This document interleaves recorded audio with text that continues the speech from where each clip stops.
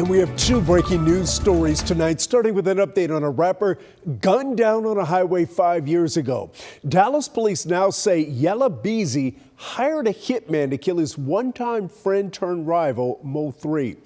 Cole Sullivan is live at the county jail. These are well-known rappers in the Dallas hip-hop scene. Chris, Yella Beezy's top single, It Put It On Me, it peaked at 56 on the Billboard Hot 100. Now he's in the Dallas County Justice Complex behind me on a capital murder charge, accused of hiring a hitman to kill a fellow rapper. This all happened back in 2020. And just before noon, on the middle of Interstate 35, just south of the Dallas Zoo, Dallas police arrested a 22-year-old and charged him with murder. Initially, that 22-year-old's in federal prison, convicted of gun charges. But now, 5 years later, they say he was the trigger man. Police say Yella Beezy, whose top song That's On Me, hired that 22-year-old and promised him cash for killing Mo3. A grand jury handed up an indictment this week and booked Marquise Conway tonight. The killing of Melvin Noble, known as Mo3, led to an outpouring of grief from his fans. Dozens held a memorial outside Dallas City Hall that week. He once was friends with the man now accused of hiring someone to murder him. The killing has long been suspected to be the result of a rap feud. We reached out to Yella Beezy's legal team tonight and have not heard back. We're waiting to hear back on a bond amount for him as well. We'll bring you updates tomorrow on Daybreak. Chris.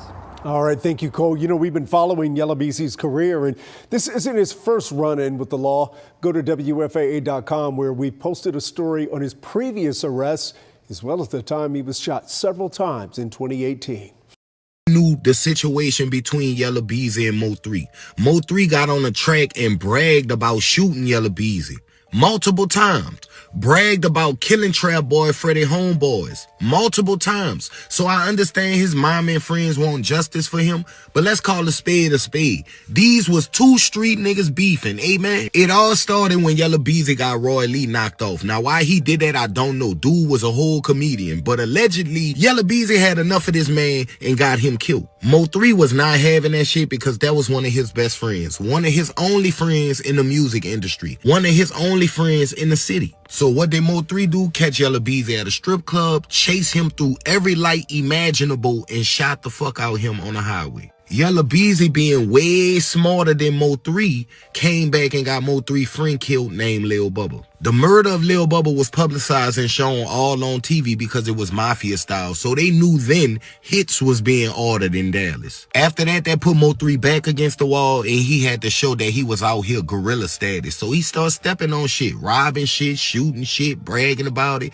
3 was a whole villain. Trap Boy and Yella Beezy could not take it, so as a result, they commenced murder. Allegedly, they commenced it. So we saying long live 3, and that's on me. But the truth of the matter is we have 2 young black superstars who was very successful, had children, supported their family and friends. They were great black men for the community, but they chose violence and threw it all away. This is Dallas County. I do not understand why Yella Beezy or Mo3 thought they could get away with this shit, but they about to learn real fast, because Mo3 gonna get charged from the grave for all that bragging on them bodies he was doing. Y'all gonna see he wasn't no good guy. You see them apartments right there? We ain't have to rob no to get those right there, Jones. You ain't gotta take another person out just to get on. You smell me? It's a such thing as hustling.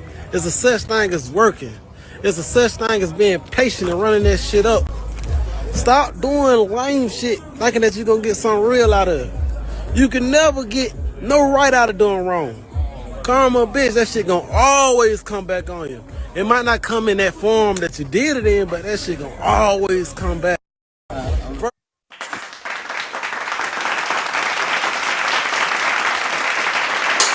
Yeah. With the Mo3 situation, man, said they arrested Yella Beezy. He got out on a bond. Now, I always thought like the case was already solved. Like they already got the people who killed Mo3 and, you know what I'm saying, did that to him, and they gave him a sentence, or they still in jail, or they going to prison, something like that. But now it seems like the plot thickens the plot thickens because now they're saying Yella Beezy had something to do with it, putting money on Mo3 head, a murder for hire thing. So when it comes to things like that, you gotta understand, bro.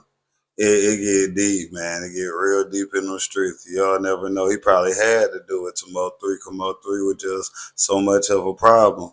But like Rallo said, man, you don't have to do that much in the streets. You just got to get your money, man. Like, you know what I'm saying? People want to, like, for you to play God with your money and try to execute and take somebody out of here for their life. Like, first of all, you depending on somebody to do it. Like, if you're not gonna do it yourself, I wouldn't do it. But I think, to me, I think, I think the people in jail are probably trying to lighten their sentence because, like, this has been like years ago. I want to say about 5 years ago. Now they want to crack down.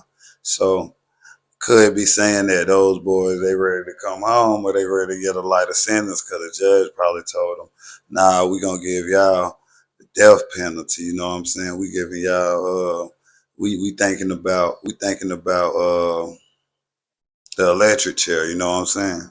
Thinking about lethal injection. And they like, hell no.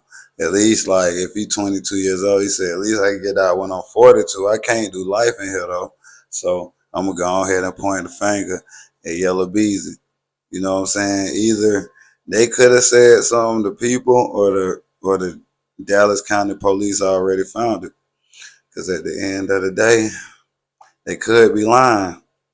Maybe they could be lying like, man, I'm just trying to get out of here. Whatever sounds sweet to y'all, we just gonna have to say whatever.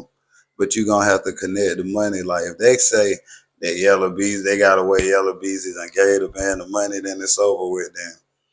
Because at the end of the day, they got a paper trail. Yeah, we ain't talking about Young Dolph, that's paper route. We talking about paper trail. And we ain't talking about T.I. album. I'm talking about the paper trail y'all had on their money. That's what really happened with it.